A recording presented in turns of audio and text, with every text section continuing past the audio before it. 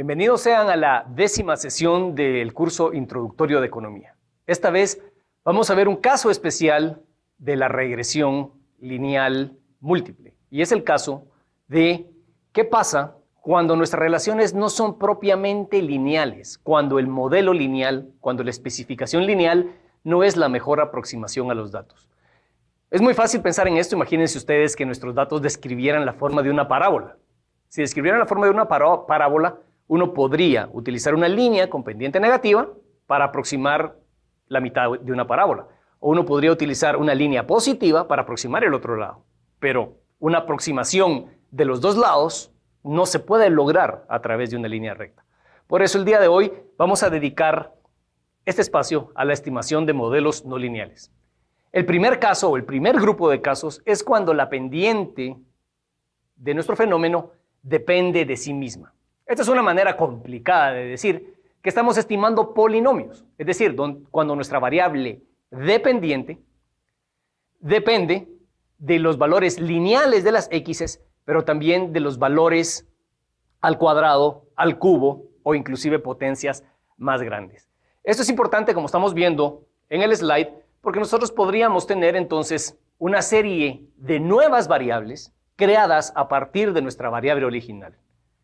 Por supuesto, aquí alguien pudiera decir, con todo derecho, que qué pasa con lo lineal, porque se supone que mínimos cuadrados ordinarios es para especificar modelos lineales. Y en este caso nosotros tenemos relaciones cuadráticas, cúbicas o de un orden más alto en nuestras variables x. Y entonces pudiera pensarse que ya mínimos cuadrados ordinarios no es aplicable, porque nuestra variable no está expresada conforme el modelo dice. Esa es una muy buena pregunta, pero que tiene una respuesta muy sencilla.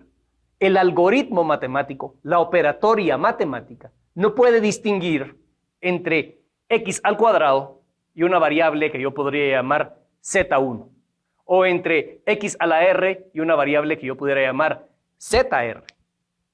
De hecho, en la pura operatoria matemática, no hay forma que el algoritmo pueda saber si se trata de x al cuadrado, de x al cubo, x a la quinta. Esto es una manera muy coloquial de hablar. Pero lo importante es, en lugar de decirle al algoritmo, tenemos x, tenemos y correlacionado contra x y el cuadrado y el cubo de x, le decimos tenemos y correlacionado contra x, contra z1, z2 y z3, donde z1, z2 y z3 son las potencias de x. Y de esa manera lo único que habría que hacer es proceder a crear las variables en una hoja Excel o en un programa de cálculo econométrico y correr una regresión lineal con múltiples variables. En este caso con 4 variables, la variable lineal, cuadrática, cúbica y a la cuarta potencia. De esa manera podemos hacer estimaciones de polinomios en sus diferentes formas, cuadráticos, cúbicos con puntos de inflexión a la cuarta, y estimar una serie de modelos que son mucho más ricos que la simple línea recta. Para eso, uno tiene que ver sus datos, identificar algún patrón y luego de identificar algún patrón, proceder a tratar de estimar un polinomio. Un grado de precaución hay que tener. Generalmente se busca siempre explicar los fenómenos de la manera más económica posible. Mientras menor sea el grado del polinomio, mientras menos variables sean necesarias para explicar un fenómeno, mejor. Entonces se recomienda al estudiante no abusar con esto. Es conveniente empezar con un término cuadrático, a lo sumo un término cúbico y ver qué sucede. Porque en la medida que uno también especifica modelos más sofisticados, también hay más potencialidad de error. La gran pregunta es qué grado del polinomio usar. Como les decía hace un momento, uno puede usar un polinomio grado 2, grado 3, grado 4. Lo importante es lograr que nuestros datos expliquen de mejor manera el fenómeno que estamos tratando de explicar, pero sin imponernos demasiada complejidad en nuestro modelo. Entonces, sugerimos utilizar grados bajos y también sugerimos luego hacer la clásica prueba de hipótesis. La clásica prueba de hipótesis dice, si incluye un término cúbico, pruebo a ver si el coeficiente del término cúbico es un coeficiente significativo o no. Y por supuesto también tengo que ver qué pasa con mi r cuadrado, con mi prueba f. Es decir, yo puedo obtener más riqueza de comportamientos mientras utilice potencias más grandes en mi polinomio, pero estoy pagando un precio de poder estar introduciendo variables no relevantes, variables que no son significativas, o simplemente estar añadiendo variables que me restan grados de libertad pero que no le añaden a la explicación del fenómeno. Esto, al final de cuentas, es un arte, pero es importante que el que estudia econometría sepa que no está necesariamente constreñido a relaciones lineales en las variables, puesto que se pueden linealizar las variables. Una precaución que hay que tener: cuando uno tiene polinomios, el cambio en y dado un cambio en x ya no es tan sencillo como cuando uno tiene una línea recta. Cuando uno tiene una línea recta, el cambio en la variable dependiente a consecuencia de un cambio en la variable independiente es simplemente el coeficiente. En este caso, como puede verse en el slide, no es así, porque cuando x cambia, también cambian las potencias de x. Y entonces el cambio en y en relación con el cambio en x ya es una forma más complicada de cambios lineales, de efectos lineales y de efectos cuadráticos. Entonces, de esa cuenta, también cuando uno añade potencias de la variable explicativa, uno también está complicando la interpretación económica de esas variables. Una cuestión es decir, el consumo depende del ingreso de manera lineal. Otra cosa es decir, el consumo depende del ingreso de forma cúbica. ¿Qué quiere decir eso en términos de la teoría económica que utilizamos para explicar? Un asunto muy importante que generalmente se pierde de vista cuando uno simplemente está tratando de lograr la mejor explicación posible. Otro caso muy importante es el caso de los logaritmos. Los logaritmos también son uno de esos trucos que nos sacamos de la manga para linealizar relaciones que son no lineales. Para eso, brevemente, aquí tenemos un repaso de las leyes básicas de los logaritmos, pero que la mayor parte de ustedes conocen de sus clases de matemáticas. La primera propiedad de los logaritmos, que es importantísimo, es recordar que el logaritmo de x más un pequeño cambio de x se aproxima al cambio porcentual. Es decir, cuando yo utilizo logaritmos en las variables, eso me permite utilizar cambios porcentuales. Es decir, de otra manera, si ustedes se recuerdan de las reglas de los logaritmos me permiten sumar las multiplicaciones, me permite restar las divisiones o me permite bajar las potencias en una determinada expresión. Entonces, de esa cuenta, los cambios porcentuales, cuando utilizo logaritmos, son tan sencillos como el logaritmo de la variable dividido el valor de esa misma variable un periodo anterior. Este tema está aquí simplemente para facilitar al estudiante, porque el estudiante conoce ya las reglas de los logaritmos. Pero lo importante es, si yo tengo una potencia, como en el caso último, logaritmo de x a la a, que es una función no lineal, se puede linealizar a través de las reglas de los logaritmos, donde en lugar de estar trabajando con x, trabajo con el logaritmo de x. Pero es el mismo caso que teníamos hace un momento, donde el algoritmo matemático, el programa, no sabe qué es logaritmo de x. Entonces uno simplemente pone una variable con ciertas propiedades y mínimos cuadrados la trata como que si fuera simplemente una variable lineal. ¿Qué es importante? Aquí hay un ejemplo de una función exponencial, una clásica función Cobb-Douglas. Esta función ax a la beta z a la 1 menos beta es una función homogénea de grado 1, concepto que tienen que repasar ustedes por su cuenta, pero a la vez es una función no lineal, porque me está estableciendo una relación exponencial entre las x, las z y la y. ¿Qué es lo que permite el logaritmo? Tan sencillo como tomar estas variables que están en potencias y transformarlas en una relación lineal.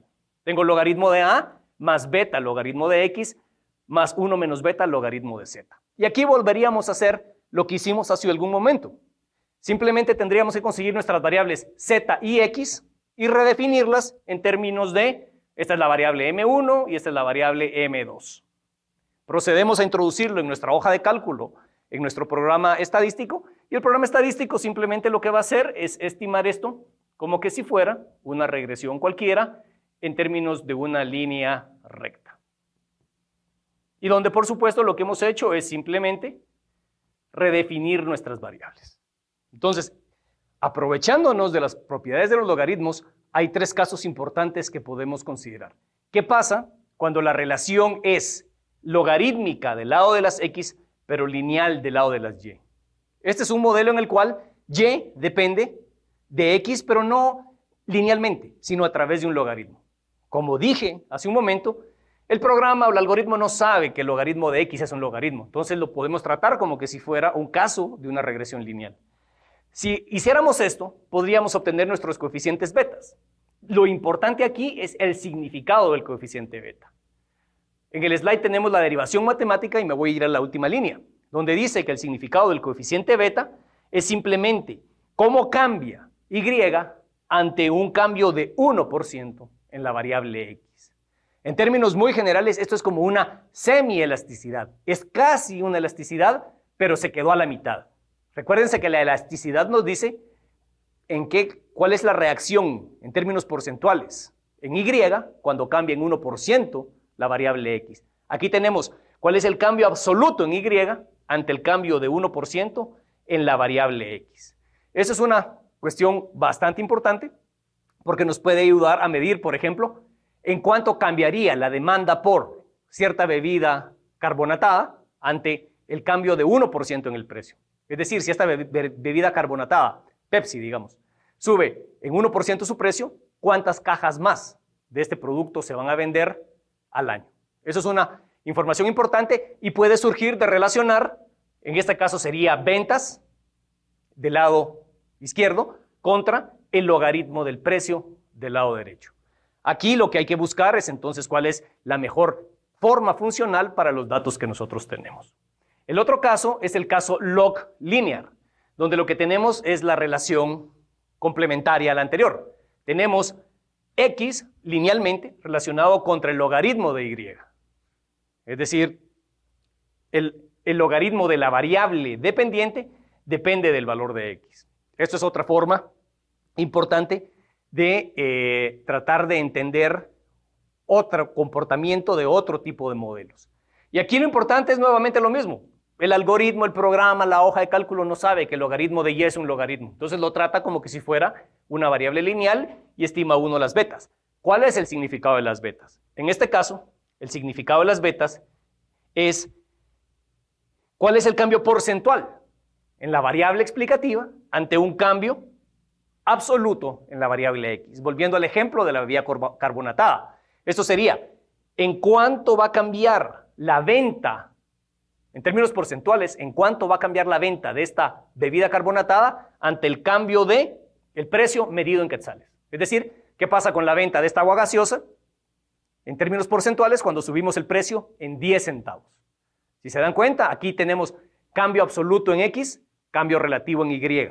En el ejemplo anterior teníamos cambio relativo en x, cambio absoluto en y. Estamos jugando aquí entonces con una riqueza conceptual muy importante y dependiendo de la pregunta, así puede ser mejor un modelo linear log o log linear. Y finalmente tenemos nuestro tercer modelo, que es el modelo log-log o doble log. ¿Cuándo se da esto? Cuando la relación entre y y x es lineal en los logaritmos y es exponencial en términos de los valores absolutos de las variables. Cuando tenemos este caso, insisto, el programa o la hoja de cálculo no sabe que el log de x y log de y son variables que no son lineales, pero las puede considerar como lineales, y el coeficiente beta representaría ni más ni menos que la elasticidad. Es decir, cómo cambia la variable y en términos porcentuales ante la variación de 1% en la variable x. Recuérdense que el concepto de elasticidad es la relación porcentual entre el cambio en la variable dependiente dividido el cambio porcentual en la variable independiente. En el ejemplo de las bebidas carbonatadas que hablábamos, estaríamos diciendo entonces en qué porcentaje cambia la venta de esta agua gaseosa en términos porcentuales ante el cambio de 1% en el precio.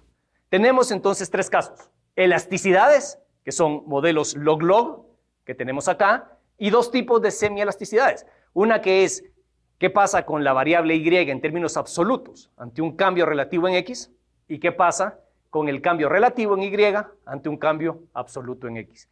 Con eso tenemos ya entonces una serie de modelos que me permiten tratar de explicar una serie de fenómenos. Tenemos polinomios, tenemos cuestiones logarítmicas, tenemos cuestiones exponenciales y tenemos el doble log, donde hablo de líneas rectas utilizando logaritmos en los ejes.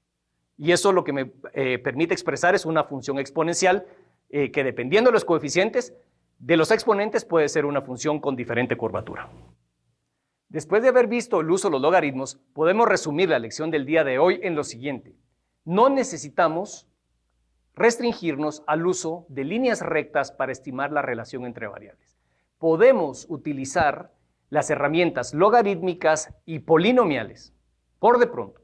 Hay otras más que veremos en otras sesiones, para poder estimar relaciones donde la X y la Y no se comportan de manera lineal. Una de ellas son los polinomios, otra de ellas son los logaritmos y las funciones exponenciales. De esa cuenta, cuando tengamos un fenómeno que queramos explicar, pensemos que en nuestra caja de herramientas tenemos líneas rectas, que es mínimos cuadrados ordinarios, la regresión lineal simple, tenemos la regresión polinomial y tenemos las variantes de las regresiones logarítmicas, que van desde la doble log, que estima elasticidades, hasta las semilogs, que estiman semielasticidades. Con esto, dentro de nuestra caja de herramientas, tenemos una variedad muy importante para una gran cantidad de fenómenos. Queda por estudiar y ver en otro clip qué pasa cuando hay interacciones entre las variables, porque al haber interacciones pueden haber cambios de la pendiente en función de variables que incluimos o que no incluimos, pero eso será tema para la siguiente vez.